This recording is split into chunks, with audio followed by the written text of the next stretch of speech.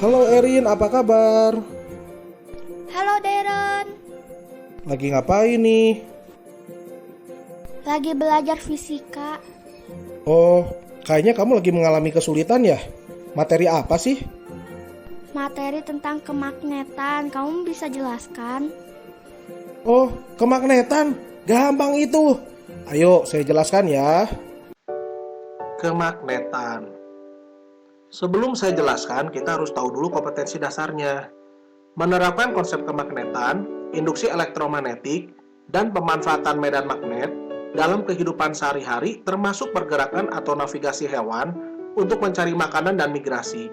Kemudian, membuat karya sederhana yang memanfaatkan prinsip elektromagnet dan atau induksi elektromagnetik. Nah, sekarang kita bisa lihat nih, ada gambar. Ya, kalau kita lihat dari gambar ini, bahwa magnet dapat menarik benda-benda dari bahan tertentu.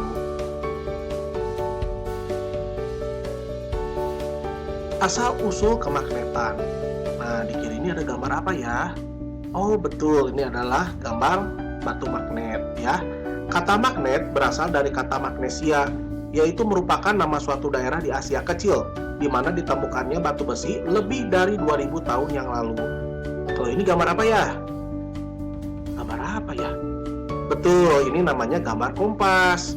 Ternyata bangsa Cina sudah menggunakan petunjuk arah atau kompas magnetik dalam pelayaran kira-kira mulai tahun 1200. Bahan magnetik dan non-magnetik.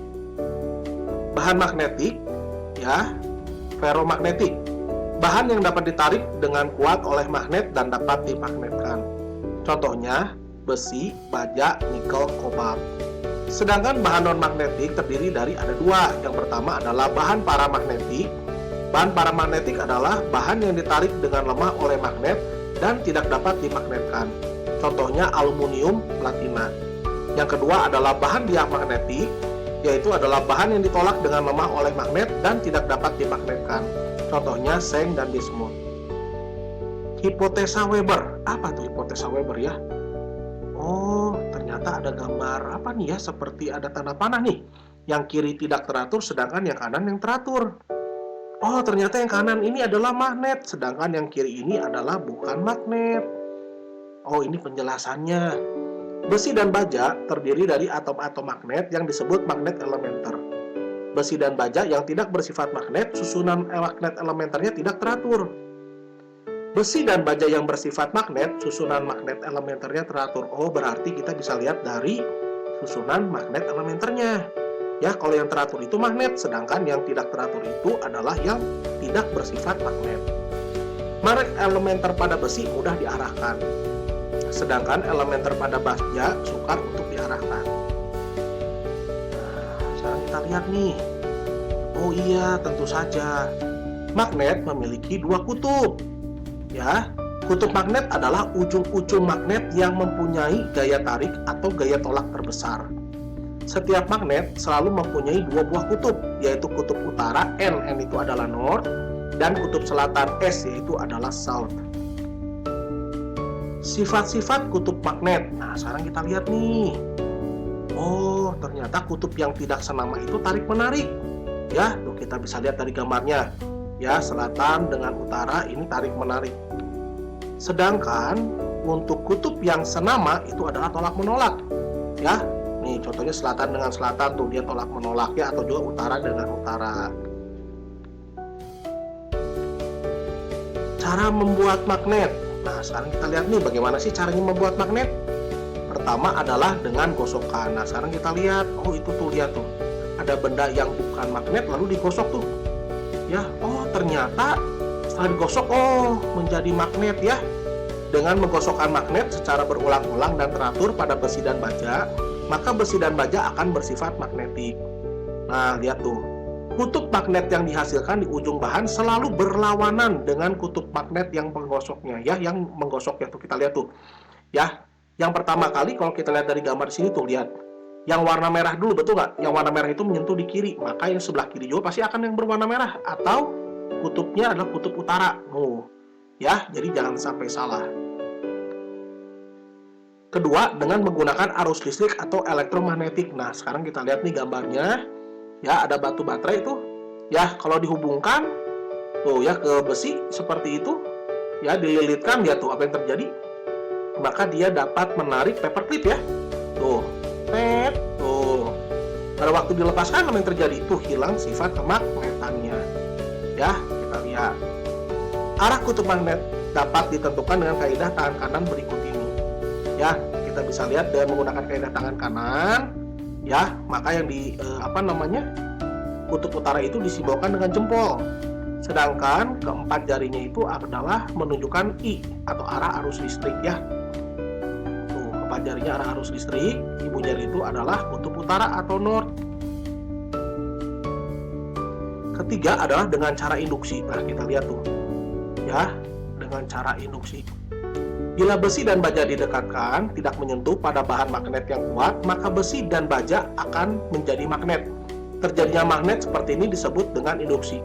Ya, nah jadi kalau kita lihat juga di sini selang-seling tuh. Kalau itunya merah, pasti didekatkan itunya biru merah.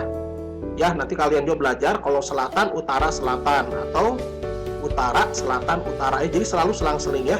Setelah dijauhkan kembali, besi akan mudah kehilangan sifat magnetnya dan baja tetap mempertahankan sifat magnetnya. Di sini juga kita harus ingat bahwa besi itu adalah magnet sementara atau magnet elementer atau sementara ya, sedangkan kalau untuk yang besi itu namanya magnet tetap atau permanen. Magnet menimbulkan medan magnetik di sekitarnya. Medan magnetik itu apa sih? Oh, adalah ruang di sekitar suatu magnet di mana magnet lain atau benda lain yang mudah dipengaruhi magnet akan mengalami gaya magnetik jika diletakkan dalam ruang tersebut. Ya, garis-garis gaya magnetik atau fluk magnetik adalah garis-garis yang menggambarkan adanya medan magnetik. Nah, seperti ini gambarnya ya. Oke. Sifat-sifat garis-garis gaya magnetik kita lihat pertama.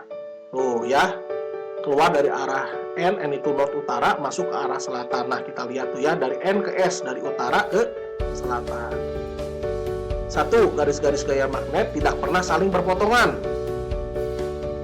Kedua, garis-garis gaya magnet selalu keluar dari kutub utara magnet dan masuk ke kutub selatan magnet. Ya, jadi selalu keluar dari kutub utara dan masuk ke kutub selatan magnet.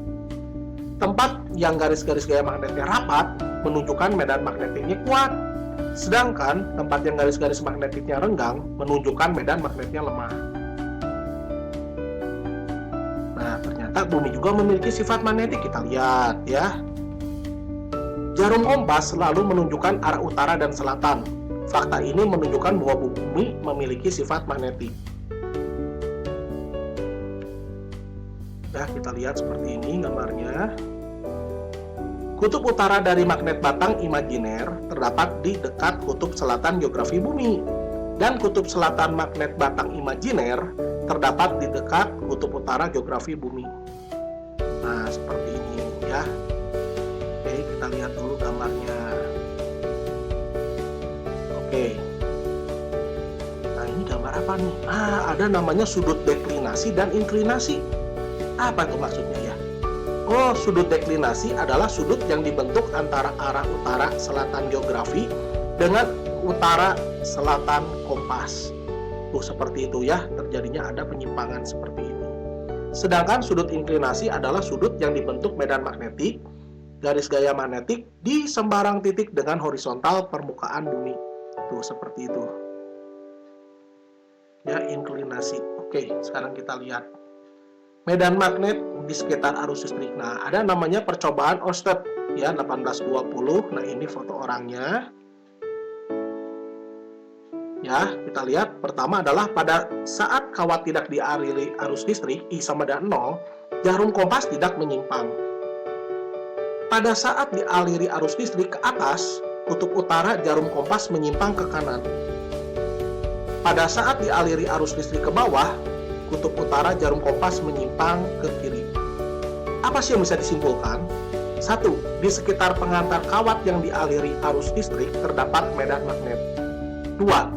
Arah medan magnet bergantung pada arah arus listrik yang mengalir. 1. Garis-garis gaya magnetik di sekitar pengantar lurus. Kita lihat seperti ini. Nah, ini ada videonya, kalian bisa lihat. Medan magnetik simbolnya B. Di sekitar kawat pengantar lurus yang dialiri arus listrik berbentuk lingkaran dan dapat ditentukan dengan aturan tangan kanan. Nah, seperti ini anak-anak, aturan tangan kanan kita bisa lihat juga. Ya, arah ibu jari, arah arus listrik itu I, sedangkan arah keempat jari itu adalah arah medan magnetik atau B. Dua garis-garis gaya magnetik pada kumparan berarus atau selenoida. Nah, seperti ini gambarnya. Ya, ditunjukkan oleh serbuk besi. Ya, ada titik atau dot, atau ini satunya ada silang, ada juga cross ya. Titik itu adalah kawat dengan arah arus keluar dari bidang. Kalau silang ini adalah arah arus masuk ke bidang. Ya, nah, bisa lihat seperti ini. Ya, dengan aturan tangan kanan seperti ini ya, yang tadi sudah dijelaskan. Keempat jari adalah arah arus listrik atau I, sedangkan ibu jari arah kutub utara atau N. Ya. Nah, elektromagnetik kita lihat nih. Ini gambar apa ya? Oke, kita lihat ya. Jika ke dalam kumparan berarus listrik diberi inti besi lunak, ternyata pengaruh kemagnetannya menjadi besar. Susunan kumparan dan inti besi lunak inilah yang disebut dengan elektromagnet atau magnet listrik. Tuh, kita lihat ya. Kalau besi lunak, kalau dihubungkan dengan arus listrik seperti ini, dia akan menjadi magnet.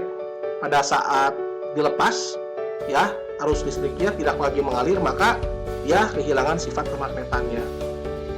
Oke, sekarang kita lihat. Besarnya medan magnet dari magnet listrik ditentukan oleh faktor apa saja sih? Kita lihat ya. Nah, pertama adalah kuat arus yang mengalir pada kumparan.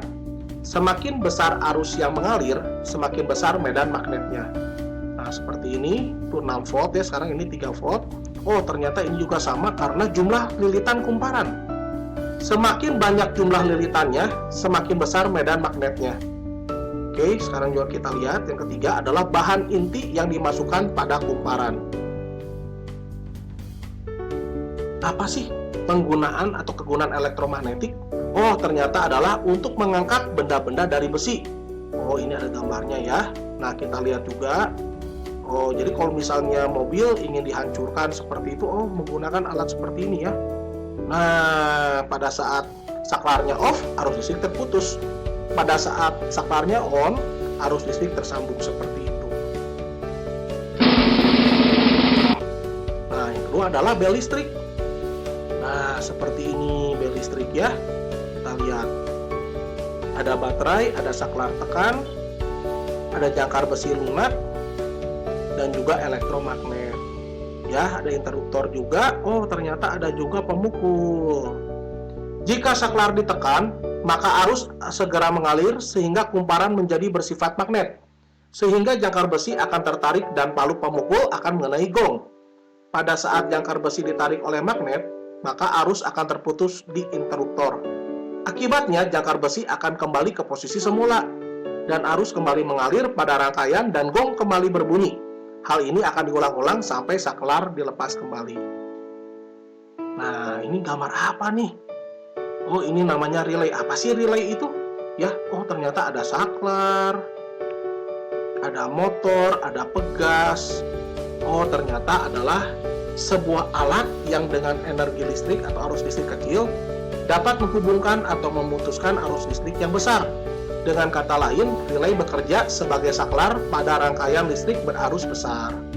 Jika saklar ditutup, arus segera mengalir di elektromagnet dan terjadi kontak di K, dan mengalirlah arus di rangkaian sekunder, motor berputar. Ya, gaya pada pengantar arus listrik kita lihat anak-anak. Oh, ada gambar apa ini ya? Kita lihat, penghantar yang berada di dalam medan magnet akan bergerak jika dialiri arus listrik. Besarnya gaya ini bergantung pada apa saja? Satu, kuat arus listrik, kuat medan magnet, dan panjang penghantar.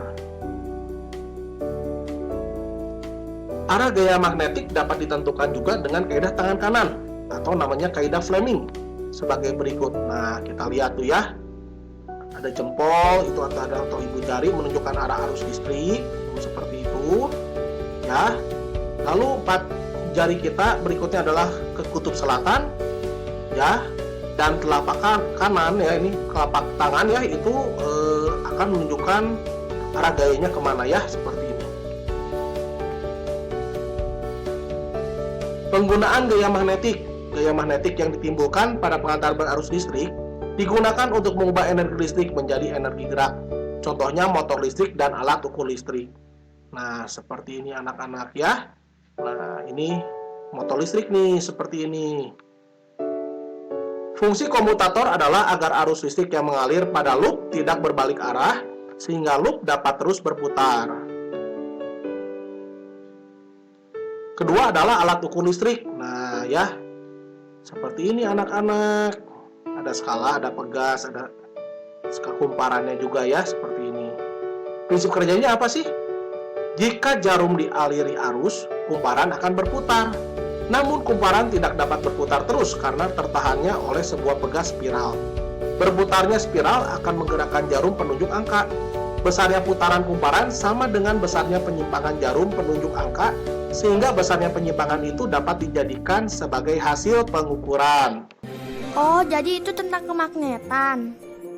Mana? Apakah kamu sudah mengerti? Tentu saja. Ternyata gampang ya. Nah, kalau kamu sudah mengerti, bagus itu. Terima kasih ya Darren, sekarang aku sudah mengerti. Sama-sama Erin.